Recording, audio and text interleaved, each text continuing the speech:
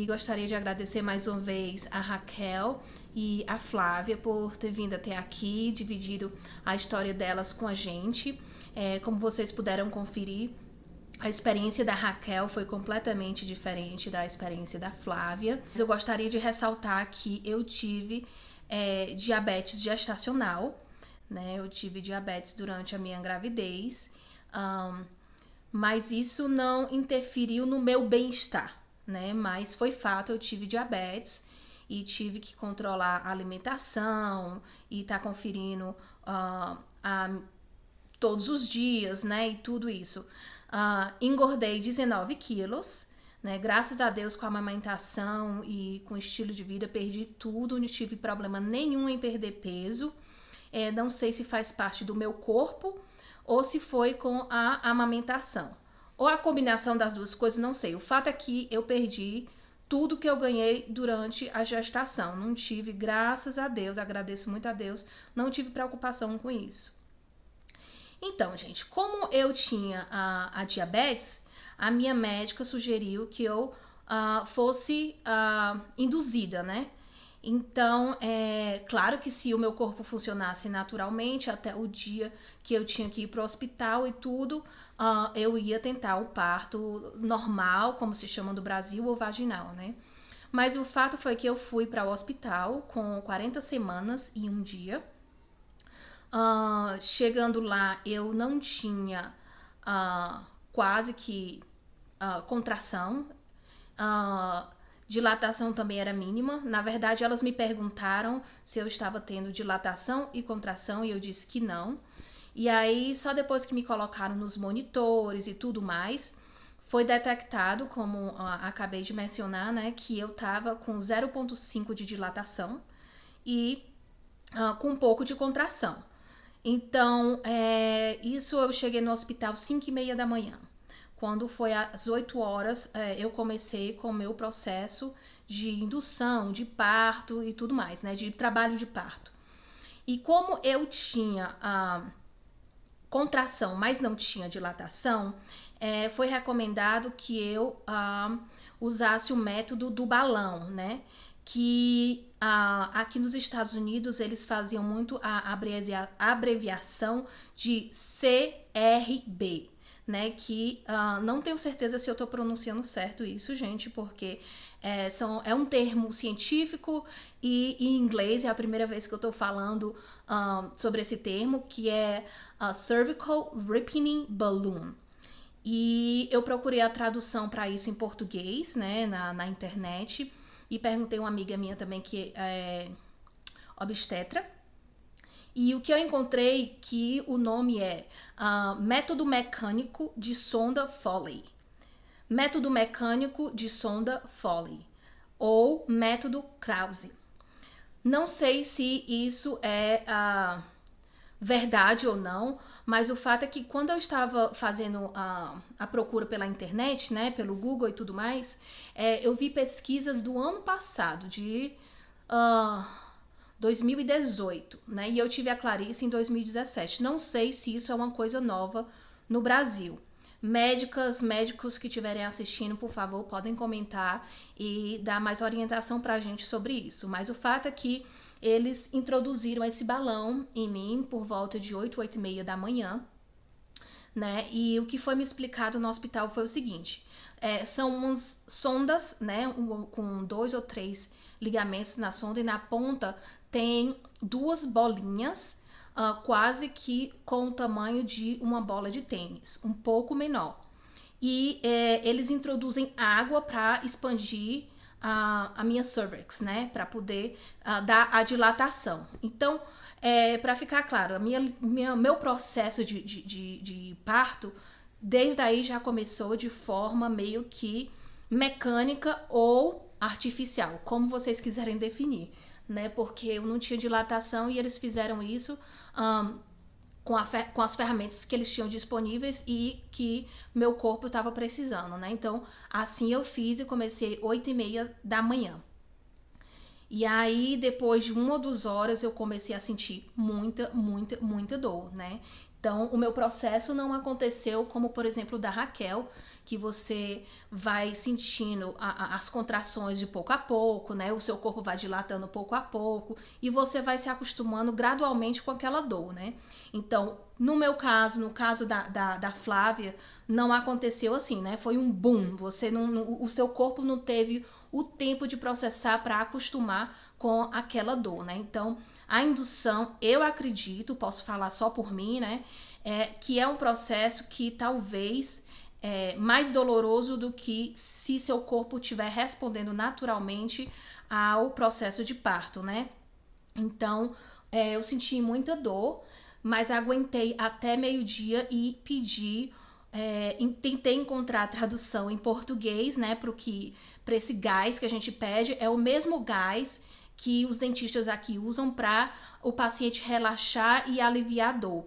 O nome que eu encontrei em português é óxido nitroso.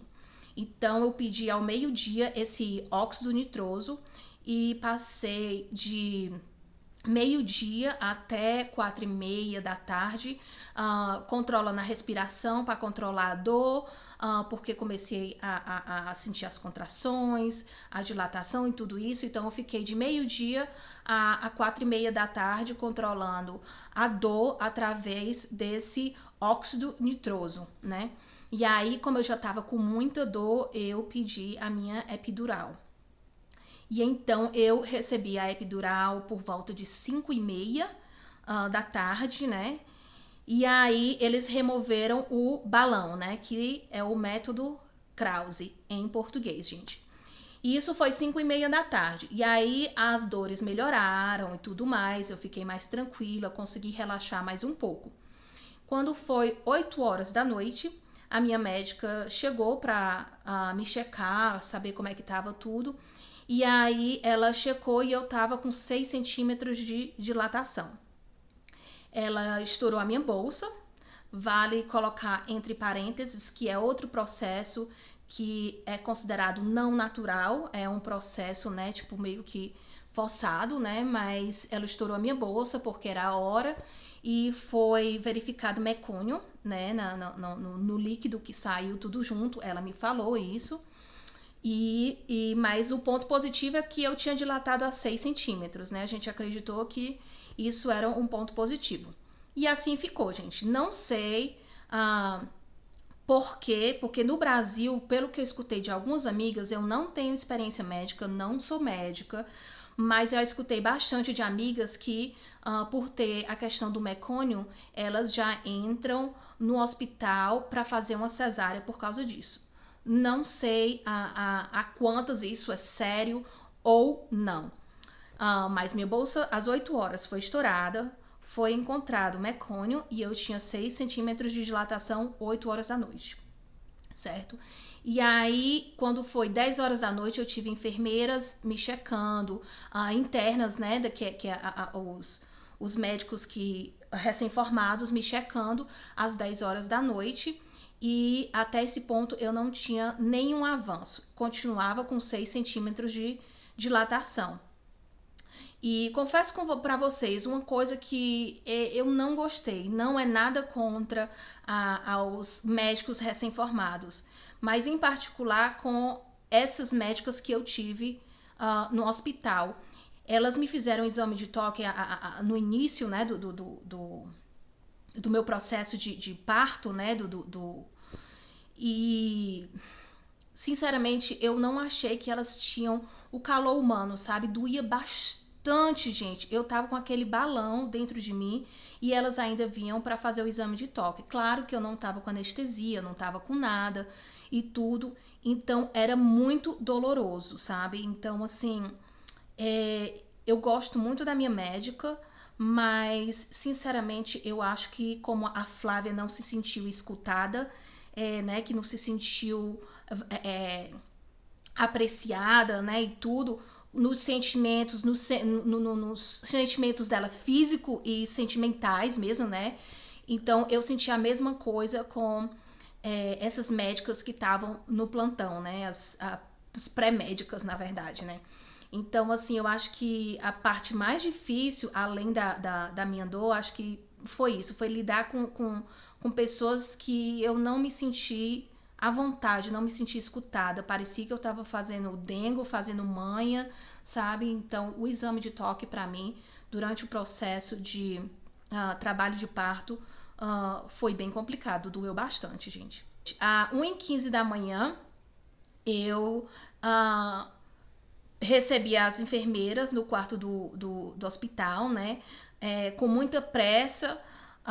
Eu via no rosto delas a aflição, que eu sabia que alguma coisa estava errada. E foi que elas me disseram que o batimento cardíaco da Clarice estava baixando bastante. E de acordo com o prontuário médico, dizia que foram 2 episódios de 90S por 3 minutos. Eu não sei se esse 90S são segundos, tá? Então foram 2 episódios de bradicardia, 90S por 3 minutos. Eu sei o que é isso, gente? Não sei, mas eu tenho certeza que era alguma coisa séria, né? Porque as enfermeiras estavam correndo e eu via que elas estavam conversando entre elas com um olhar de aflição, né? Então, entre 1h15 e 3 da manhã, elas me deram 2 injeções na coxa para voltar normal o batimento cardíaco da Clarice, né? Deram, se eu não me engano, eram injeções que davam oxigenação para ela e assim os batimentos cardíacos dela voltavam ao normal.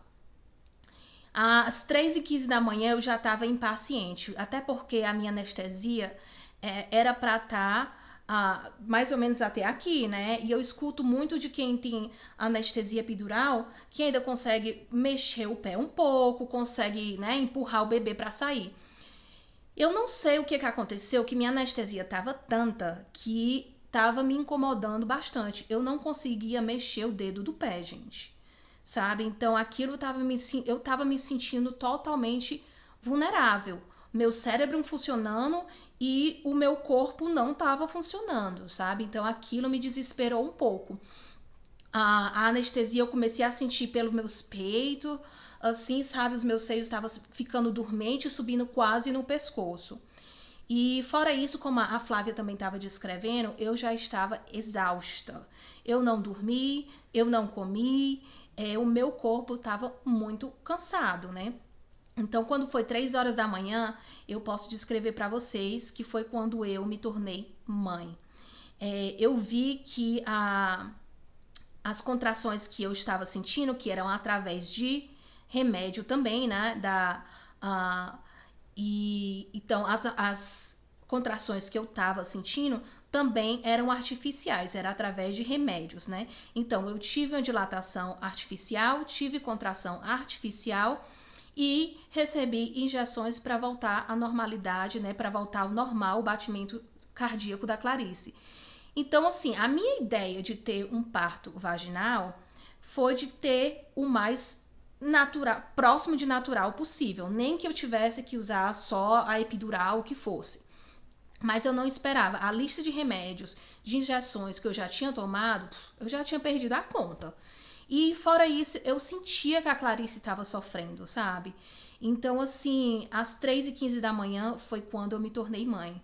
E eu fui até que meio que grosseira com as médicas e tudo mais. Assim, eu quero ver minha filha agora.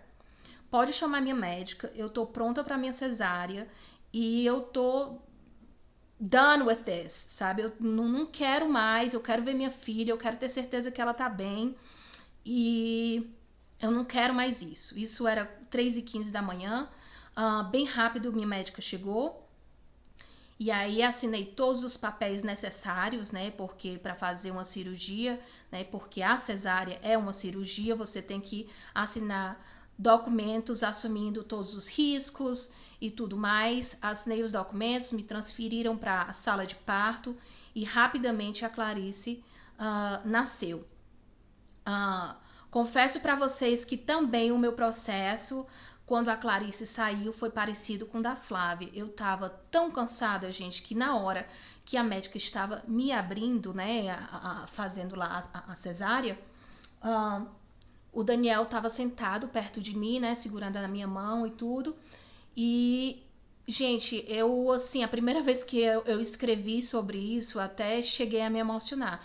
Eu tava me despedindo do Daniel, sabe? Porque eu tava tão cansada, a anestesia tava subindo quase no meu pescoço, que eu achei que tinha alguma coisa errada comigo, que eu tava a ponto de morrer.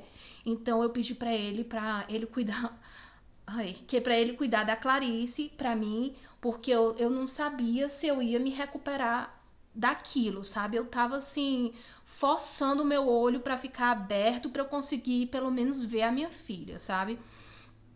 Então, assim, o meu parto, como o da Flávia, foi um pouco traumático. Não foi tanto como foi, não foi desejado, né? Não foi aquele parto desejado como foi o da Raquel.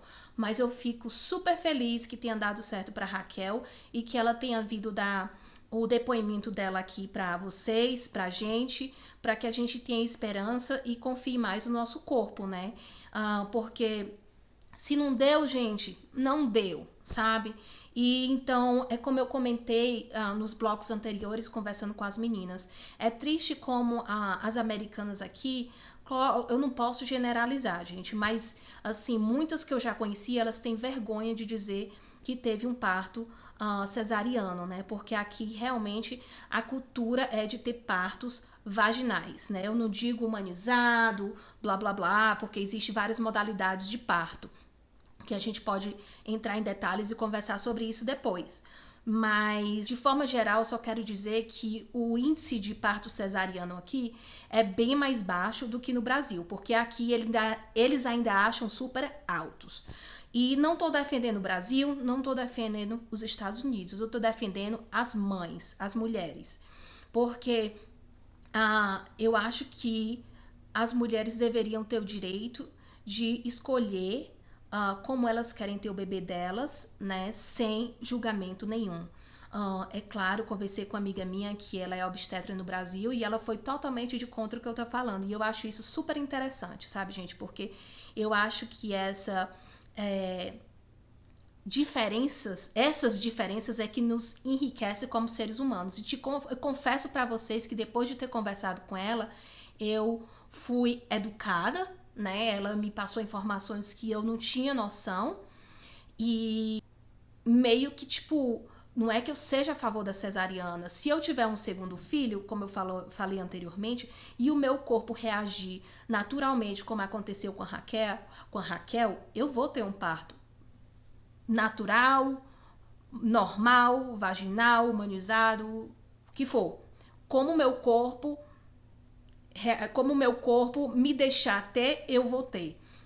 Mas se eu chegar depois do ponto que são 40, 41 semanas e o próximo bebê, né, que possa vir ou não, que eu não tenho planos de engravidar agora, e eu ficar na mesma situação que eu passei com a Clarice, eu não vou ter problema nenhum de assinar os papéis de novo e os documentos, né, dos termos e ter uma cesariana.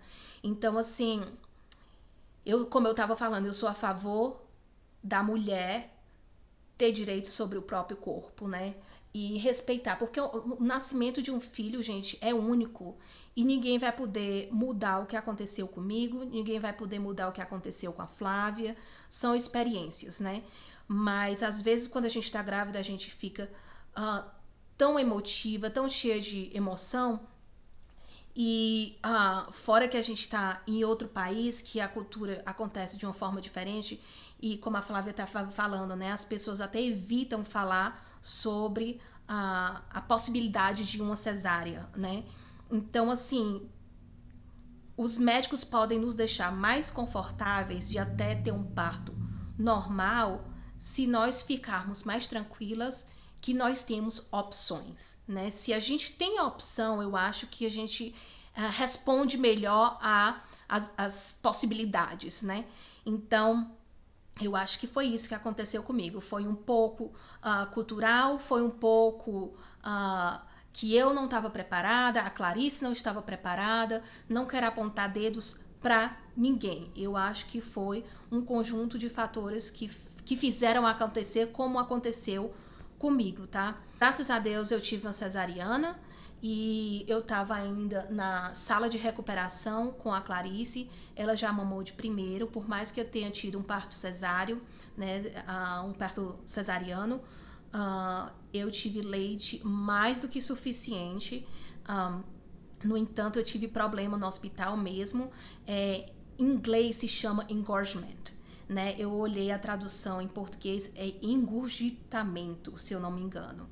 Então, eu tive que ter pessoas especialistas no meu quarto do hospital me fazendo massagem para talvez a palavra descongestionar, né? Porque tava tão cheio de leite, gente, que doía, que assim, meus seios ficaram super, super quentes e enormes, vocês não acreditam. Mas foi super desconfortável também, que isso é um próximo assunto, um próximo tema para um outro programa sobre amamentação. Mas não foi pelo fato que eu tive um parto cesariano que eu não tive leite. Tive leite, graças a Deus, de sobra, e a Clarice mamou por 1 ano, né? Então foi isso, gente. De acordo com o prontuário médico, as razões pelas quais eu acabei em cesariana foram porque eu não tive nenhum avanço na minha dilatação.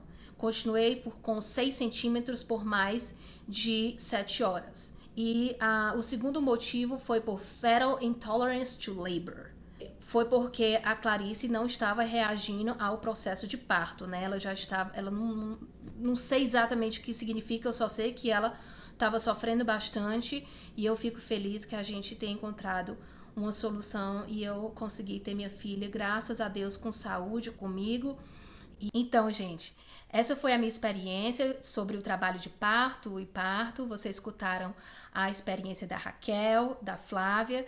Que vocês, mamães, tenham experiências mais como a da Raquel, não como a minha e a da Flávia, né? Que vocês tenham partos felizes e memoráveis, né? Partos tranquilos. Eu espero que esse vídeo tenha feito diferença na vida de vocês de alguma forma. E tudo de bom. Fiquem com Deus. Beijinho.